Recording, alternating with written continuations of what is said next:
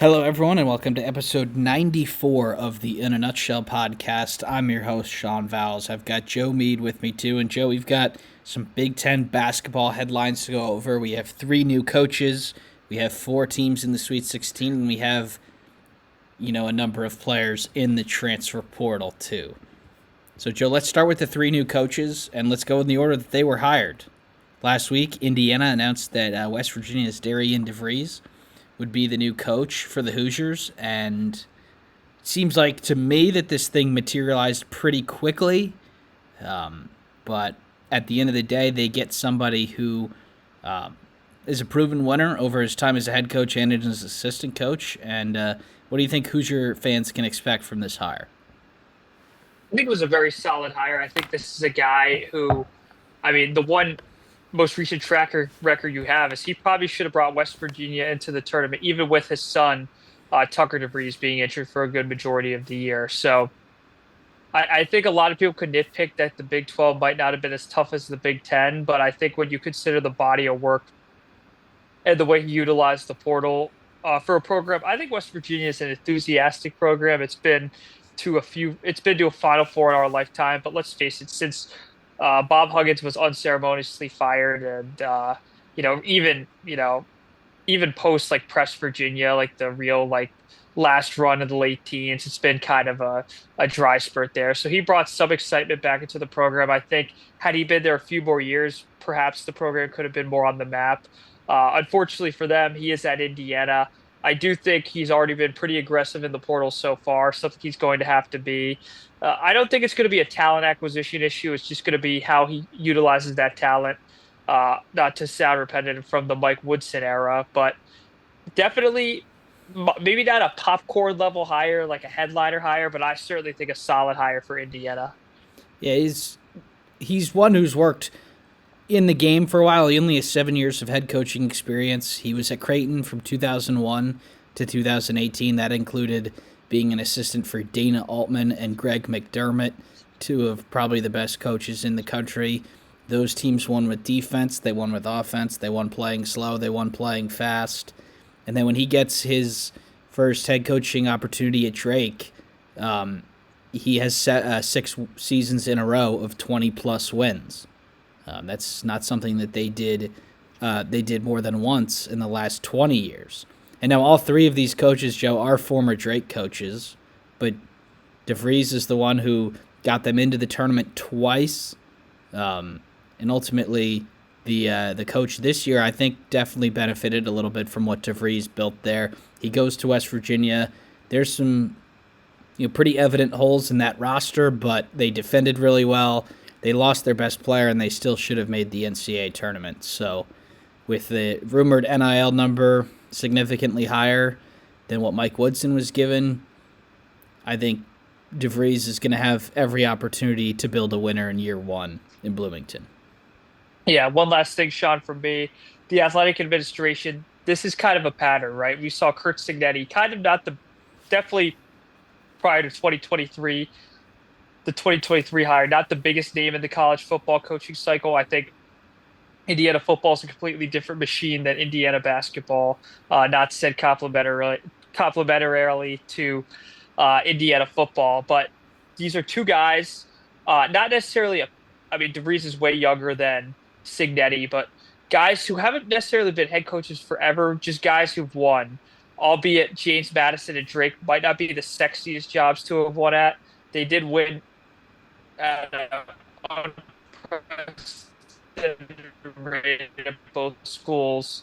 A 1 year example at a Power Four school in the Big 12 at West Virginia. So I certainly think it fits a pattern. I think all optics say this should work.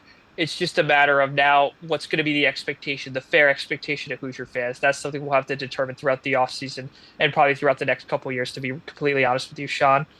And so far, Joe, the roster is consisting of 2 players. He got one of the 4-star commits, Trent Sisley, to continue to hold that commit. And then his son, Tucker DeVries, is roster spot number 2. Luke Goody is looking for a 5th-year waiver. I've heard different things on whether he's going to get that or not, so we'll put that at a coin toss right now. And there are a couple more players that I expect to commit in the next couple of days. but this, there was hundreds of players in the portal today. I would assume that there are 3 times as many by the time it closes on April 22nd. And I think that Indiana's can have every chance to be good next year. So let's move on. Unless you got anything else to add on Darren DeVries, Joe, let's move on to Drake coach number 2 who was hired into the Big Ten. And that would be Ben McCollum. After just 1 year at the helm of Drake, he moves up to Iowa. He was the head coach at Northwest Missouri State for the last 13 years before this year. He won a conference title in each of those seasons, then does the same at Drake with a majority of his players from Division II. Joe, they just won an NCAA tournament game against Missouri, slowing down one of the quickest and best offenses in the country, and they ultimately fell to Texas Tech.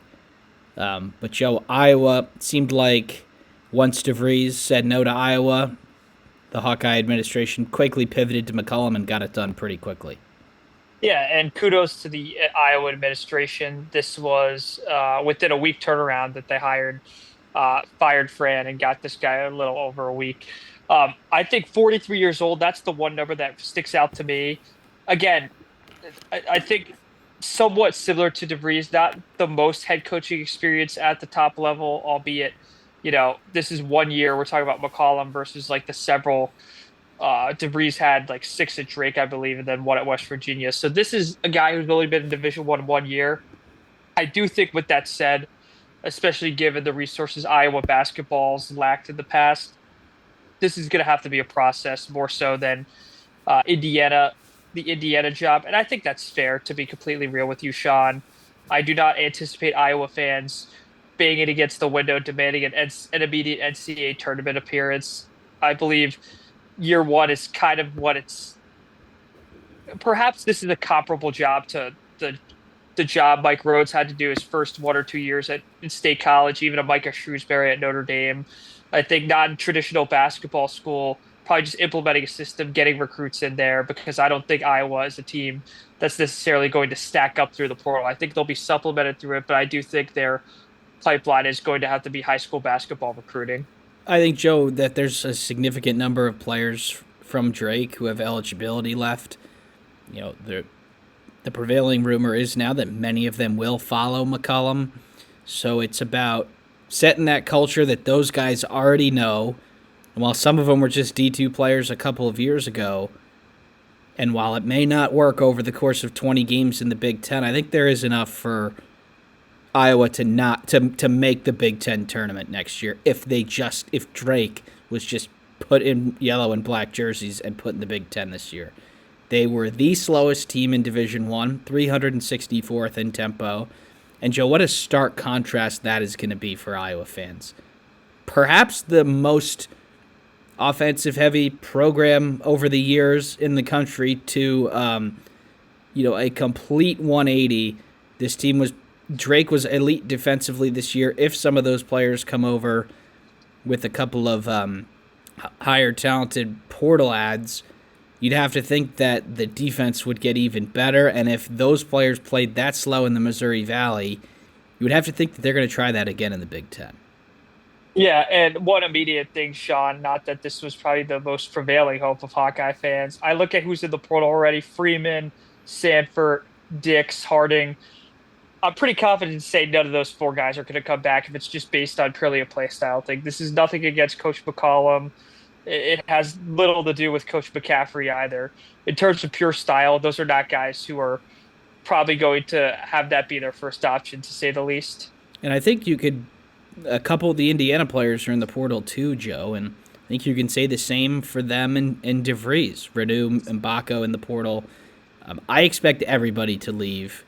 There's a chance Rice may or may not leave, but Renew and Baco are good players. Freeman and Sanford and Dix, they are going to get significant offers from other Power 5 programs because of their ability to score the ball. But maybe we have seen coaches tweak their style a little bit when it comes to different conferences. TJ Otzelberger, for example, was a pretty offensive-heavy guy at UNLV.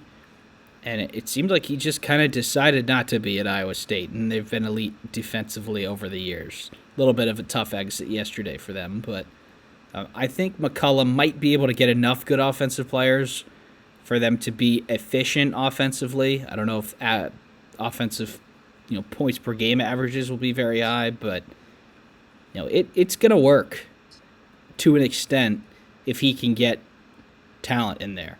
Because they did beat Vanderbilt, and they beat Missouri. They beat 2 at-large teams this year in the NCAA tournament. A lot of teams in the Big Ten did not. So I don't think it'll take a whole lot for them to get into the 6, 7, 8 win range. And then, you add a couple more players in years 2, 3, and 4, and maybe you get, a good run of games, and you get 11 or 12 wins, and then you make the tournament. But I do think it is a process, but I don't expect them to be terrible in year 1. No, not at all, Sean. All right, Joe, let's go to team number 3 that just hired their coach. That'll be Minnesota and Meade Medved. Medved also coached for Drake about 7 or 8 years ago, just for one season before he moved on to Colorado State. But after 3 straight NCAA tournament appearances for the Rams, back-to-back years with an NCAA tournament win, Medved goes back to his alma mater, and Minnesota have their next head coach as they close the book on the Ben Johnson era and open it on the Nico Medved era, Joe. We talked about this being a possibility, and now it's a certain. Yeah, and again, this is a name that's not new to people who've listened to this podcast or many Big Ten basketball followers around the country. This name's been floated multiple times, whether it's for the Michigan job, the somewhat interim Ohio State job last year. And I don't think it was necessarily heavily floated in Indiana circles, but certainly when it came to Iowa and Minnesota, you thought this was a heavy possibility due to the state ties with Medved, 51 years old. Kind of last week we talked about how Collins could potentially take the Villanova job. I think 50 is that age where, you're at a certain clip at your school, Colorado State, and unfortunately for the Rams, just a point away from maybe avoiding this altogether. But this is a game of inches. I could say the same thing for FAU last year. Had they beaten Northwestern in regulation and not gone to overtime, would Dusty still be the coach of Michigan? Probably, because they'd play UConn the next round. But, we could argue this in circles all day long. Nico Medved, this is an outstanding hire. This is a guy that utilizes the portal very well. I believe 2 of Colorado State, 2 of their top 3 scorers were guys from the portal. This is a guy that understands not burning a bridge. I believe their center, whose name escapes me, recruited heavily out of high school in Colorado, ended up committing to the Buffalo, and then entered the portal and was one of Colorado State's all-time leading scorers. So I look at that, and I think this is a guy that knows the value of in-state recruiting. The state's not necessarily a hotbed like a Chicago or even an Indiana, Ohio, but I do think it is a state that has 1 or 2 guys. I mean, Chet Holmgren's come out of there. So I look at this and I think why not? First off, at worst, and at best, I think this is a guy that can make Minnesota a relevant program. Not necessarily the forefront of the Big Ten Conference, but I think this is a guy that will get them back into the tournament at a more consistent clip. Whether that's every other year, every 3 years, I do think it's better than what's been the norm, even from the Richard Pitino years. I think this is as good as they could have done, Joe, without being disrespectful. He's a really solid coach. He's lost players in the transfer portal before and not let it diminish their team. John Tanji was there 2 years ago. They still were an at-large team last year. They got in the first 4 and beat Virginia. And then this year they were a top 10 team in the country, conference playing on from January 1st to now. And it took an awful lot from one of the other Big Ten teams to knock them out. But the timing thing is interesting, Joe, because we've talked about the Villanova job, and it seems really likely that it's going to be filled by a Big Ten coach. Now, I think 3 could potentially do that. Collins was the name early. It seems like the Villanova board have cooled on him a little bit. We have Kevin Willard's name being thrown in there and some awfully awkward press conferences where he totally, outed the AD's potential exit to SMU. And with Maryland winning and going to the Sweet 16 and playing at least a couple more days, and the transfer portal open. Villanova's going to want their next coach in there. And then UCLA's Mick Cronin, who is done, also a name that's been linked there with Villanova. So, Joe, Villanova could be a number of people, but it's got to be likely at this point that a Big Ten coach goes to Philadelphia.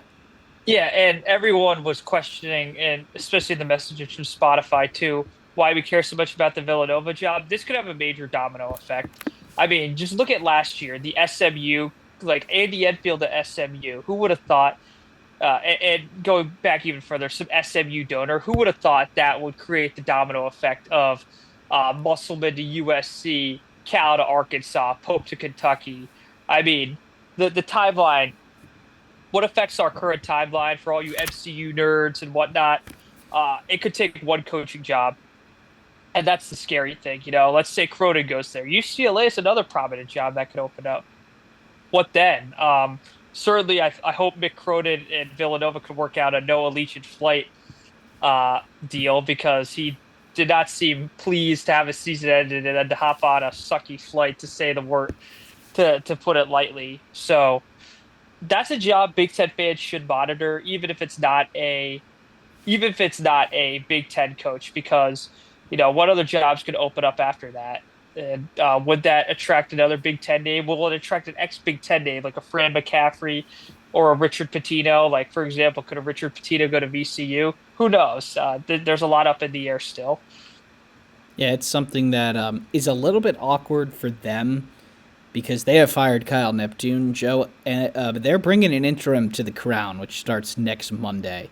Now, Nebraska is in the Crown. We're not really going to talk about it unless they win it, but the fact that it starts 2 weeks after Selection Sunday, it's odd to me, but I think this is why.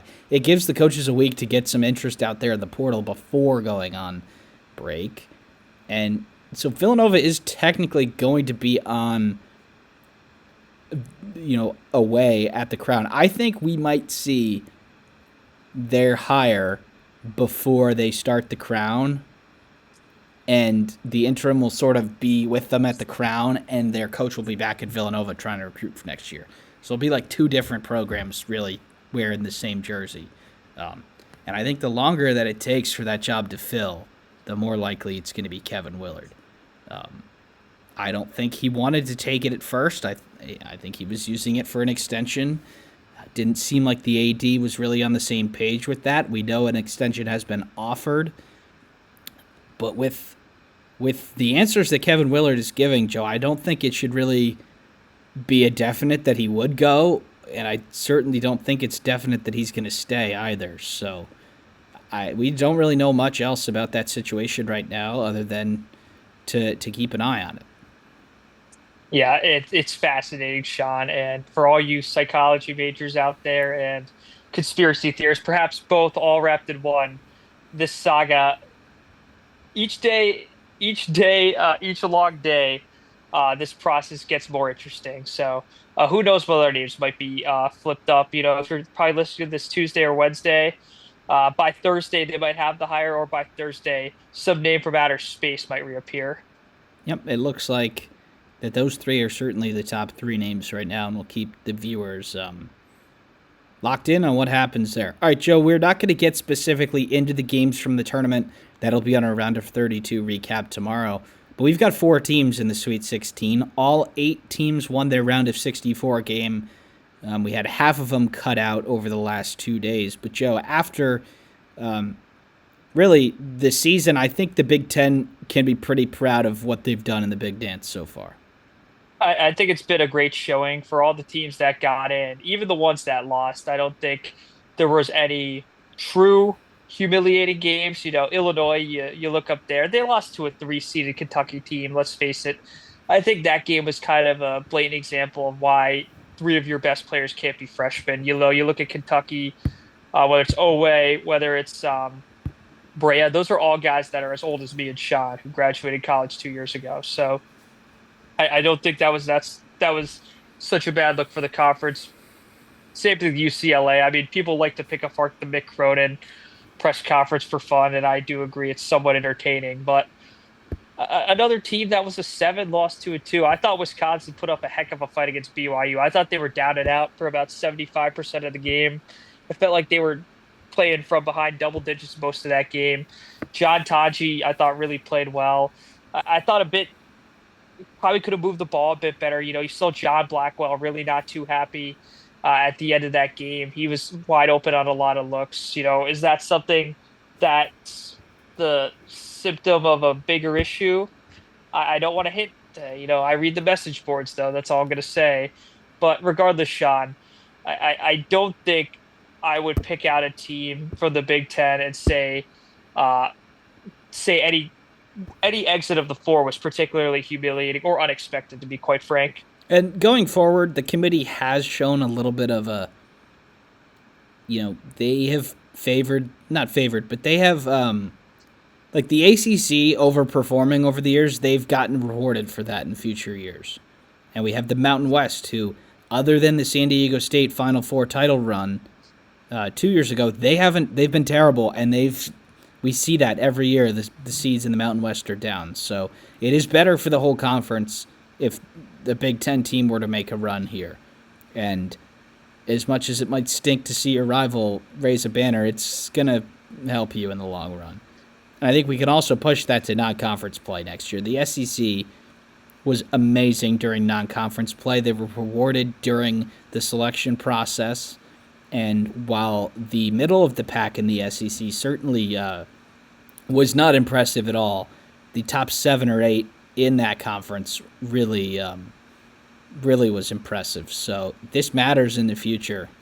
The committee is, they're people. They've obviously made mistakes, as they did many times this year, but potentially, the ACC has snuck a team in back-to-back years that should not have been there. And that comes from teams making the Final Four that had no business getting there. Yeah, Sean. And one other aspect, not to rain on the Big Ten's parade, because I think the 4 of 8, all 8 advancing to the round of 32 and then 4 to the Sweet 16. I think that is an efficient clip. The one thing I think the conference lacked was the highest seed left is Michigan at a 5. You look at the SEC, you got Ole Miss at a 6, who really blew the brakes off Iowa State for most of after the 10-minute mark of the first half. It was like a blowout. Then you look at Arkansas, clearly probably the upset of the round of 32, to be quite honest with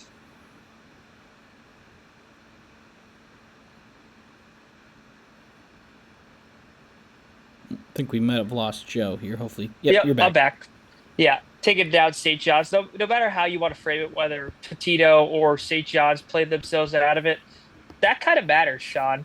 The higher seeds overperforming. I don't think necessarily anyone overperformed of the teams left. Kind of chalk from Maryland, Purdue, Michigan State. Certainly, you can even make an argument to Michigan. Although I will say they were not favored against Texas A&M. I think a lot of pundits actually had them losing that game. So I think that's one thing the Big Ten lacked. If not to be a Debbie Downer, I do think overall though, over the last, let's face it, 3 years, Sean.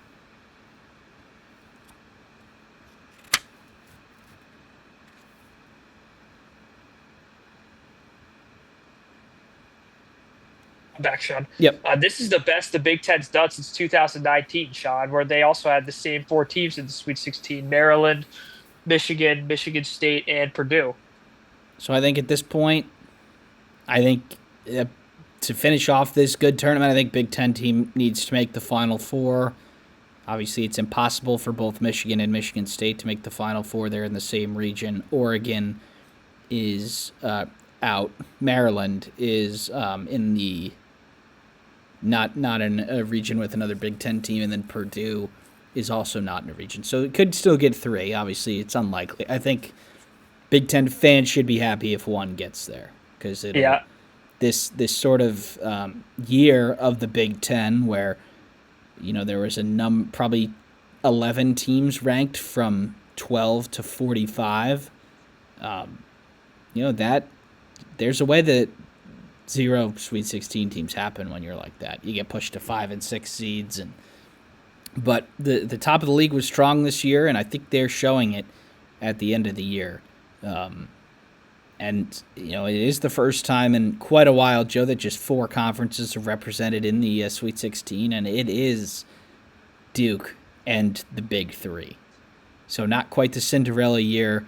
People are throwing out their takes based on a single elimination tournament, which I don't always agree with, but are we here to stay in the age of the power conferences, or do the mid-majors still have a chance? Based on this tournament, I think it's possible. I don't think they've been non-competitive. I think, like again, Colorado State was a second away from making it. I thought Drake was very competitive against Texas Tech. Uh, the Big East, this was a down year. Let's face it. I'd assume St. John's is back next year. You assume UConn, this is their down year. They're going to rebound.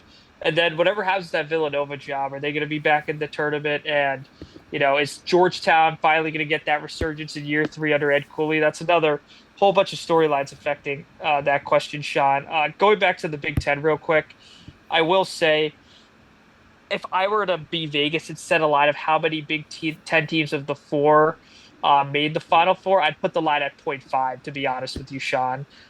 Let's face the facts here. 3 of the 4 are heavy underdogs already because they're facing the number 1 overall seeds in their region. That'd be Purdue against Houston, Maryland against Florida, who's one of the most heavily picked teams to win it all. In fact, I mean, Michigan's playing against another team that's one of the most heavily picked to win it all. And of the higher seeds, Ole Miss out of 6, Michigan State is only a 2.5 point favorite. So I think the Big Ten certainly has its work cut out for them. I would really like to see a Michigan State Elite Eight matchup. I think uh, that would be an interesting crowd because 75 to 80% of that crowd are going to be Auburn and Ole Miss fans due to the geography of that location. Does Purdue bring a crowd to Indianapolis? I think they do against Houston, but will that be enough? Maryland, I'm going to be honest.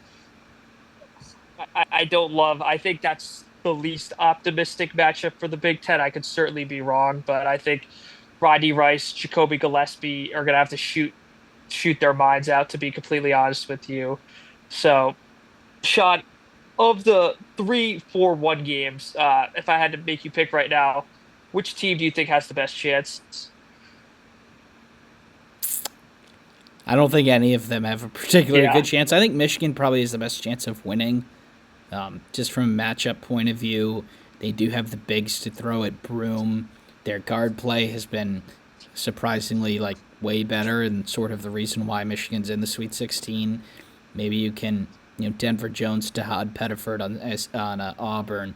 Maybe you can make something happen there. The fact that it is in Georgia is not good. Indiana played Auburn in Georgia last year, pretty much an away game. But on the flip side, Joe, the Houston is playing in Indianapolis, and whether they get past Purdue or not, this is just a thing that Houston very clearly wanted the West region. They made it clear to the selection committee that they did, and this is the exact reason why. They're essentially going to be playing a road game against Purdue, and it is at half of Lucas Oil Stadium. It's not Gainbridge, so they can get a few more fans in there. And then the other teams that they play are Kentucky and Tennessee, also not that far from Indianapolis. So Houston's got their work cut out for them, whether they get past Purdue or not. But, Joe, I think we might have 0 Big Ten teams in the Elite Eight, and we might have to be okay with just 1 at this point. yeah. I think Michigan State clearly has the best chances, whether you look at Vegas or just logically in your head based on the path. I think inevitably they will have to defeat Auburn. I don't see Michigan getting past Auburn. Or, best case scenario for Michigan State, they beat a really good Ole Miss team that's shooting lights out, and then they have to beat a really solid Michigan team for the 3rd time in the season. They've done it before. Again, like 2019, that was the last Michigan State team with Cassius Winston to make the Final Four. Very possible. In which case, though, that'd be a win-win for the Big Ten because they're either sending first-year head coach or they're sending a Hall of Fame coach who's the all-time winner, who's the all-time winningest coach of the conference to the Final Four. So I don't think in that case the Big Ten will really care. All right, Joe, I got one more thing to ask you before we wrap up this episode. Maryland knocked off Colorado State yesterday. One of the best games of the tournament so far. Derek Queen with the game winner. Very, very controversial finish. A lot of steps. What was your take on that last play? They're never going to call that. No. I agree it was a travel. Do I despise the officiating for not calling it? If I was a Colorado State fan, I know how I would feel. I totally get it, but I don't think calls like that are going to be made in the tournament. I certainly don't think a call will ever be made like that, to be honest with you, Sean. Yeah, I don't think it was a like. I've actually been in this exact situation this year. A more blatant travel by Maryland was missed on a game-winning shot. And I don't think that you can really argue that it was travel unless you said so in the moment. And I don't think anybody really thought it was a travel when he made the shot and when you slow it down on replay and, which is the gather step and then two large steps after that at the very minimum. I agree with you. It is probably a travel by the rules, but no way would the refs ever call that. Imagine how much hate they would get if they called that off, it went in, and Colorado State won. I think the refs have actually been very solid in March Madness, and casual fans will say they stink. Well, how bad do you think they stunk in the regular season if us real fans are saying how good they are in the tournament? Yeah. But the Maryland, bar is low, Sean. It is. The bar is low. And they're clearing it. They're clearing it. And they should, because it's the best. The best people keep moving on, just like the teams. But yeah, they've been on the wrong side of some finishes at the end, Maryland. I don't know what Kevin Willard was doing throwing his own at them on that last play. It led to a wide open three from their best shooter. He nails it. And then you have an NBA lottery pick bail you out. But Maryland doesn't care. They move on. Very, sort of reminiscent to the opposite degree of what Corey Lucius did to them in Michigan State all those years back. But they're on the right side of a buzzer beater, Joe. They are in the second weekend for just the second time since they won the national title way back when against Indiana.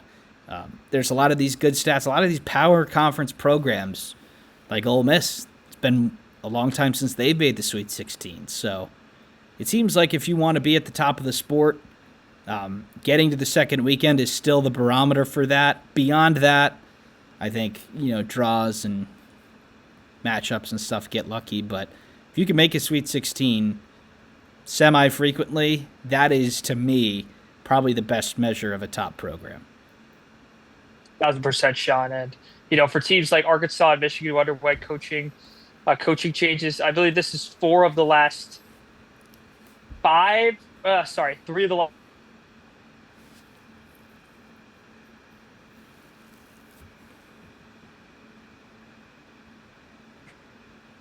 Back shot. Arkansas made 4 of the last 5 Sweet 16s, including this one. Michigan 6 of the last 8. So it is nice to see some programs, even amongst different coaching regimes.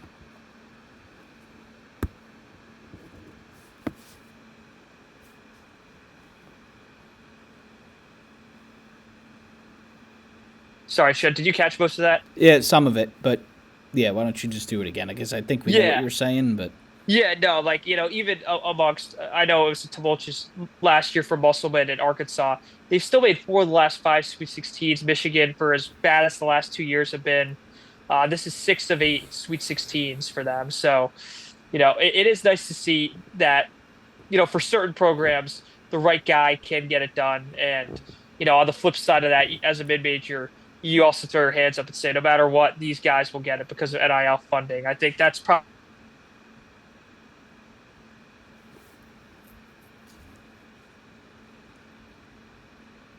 And Joe, as we hope to get you back here, 4 coaches in the Sweet 16 are first-year coaches. Yeah.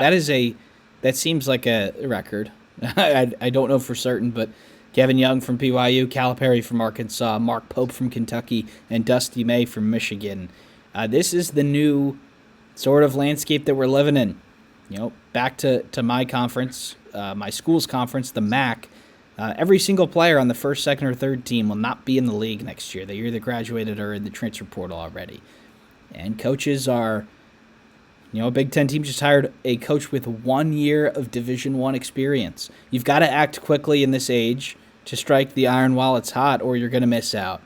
And Michigan is certainly not that they were ever going to not have an opening after last year, but they, I think, surprised a lot of people by getting Dusty. He obviously, we'll do our end of the season recaps later, but what a great year for them. And on the other hand, the other three were a part of that, domino effect that we talked about. So, none of those coaches were fired, technically, so it's a little bit different there, but, this is the age of college sports that we're living in. We cover both football and basketball here, and I think you're going to see a lot more of that, Joe. Younger coaches aren't going to have to prove themselves as much because teams are going to want to take a chance on them, whether it's right or wrong. If they can get them in early, then they can build something that's pretty special for long because, you're not going to have every player for 4 years anymore. And, there are some programs that do that, and, two of the four that in the Big Ten are left. One of them has one transfer to Michigan State, and Purdue has 0 that are in their rotation. So, there are still different ways to win in this age. Michigan, 1 returning player, 2 returning players. Yeah, Burnett and Cheddar. Burnett was a transfer. Yep. Yeah. But still, I think 2 returning players in the rotation is pretty rare for a first-year head coach. And then we go over to Maryland, and they have really 5 players in their rotation, and 2 of them are transfers. So 3 of them are transfers. True freshman too. Yeah. And 1's a true freshman, and off the bench, Geronimo's a transfer too. So, there are still different ways to win in this league, and despite however many times Stephen A. Smith and non-season-long college basketball watchers will tell you that the sport is dead, it's not. It's not. March can be fluky. This year, the fact that it wasn't fluky was fluky. So I think we're going to have to. We still got 15 more games in the NCAA tournament. Hopefully the Big Ten teams see a couple more W's. So, Joe, I think we're going to wrap it up here, unless you got anything else to add. No, Sean, I would just say buckle up with all the emerging storylines, whether your team's in the tournament or you just want it to be the off-season. The tournament on goes, but if you want, the off-season is in full swing. Yep, and we're going to cover, as much of the transfers as we can and do our season recaps into April, probably into May. We'd like to get to every basketball team. We'd like to finish up the football ones as well. So when the season's over, we're not. So thank you, everybody, for tuning in, and we'll see you next time.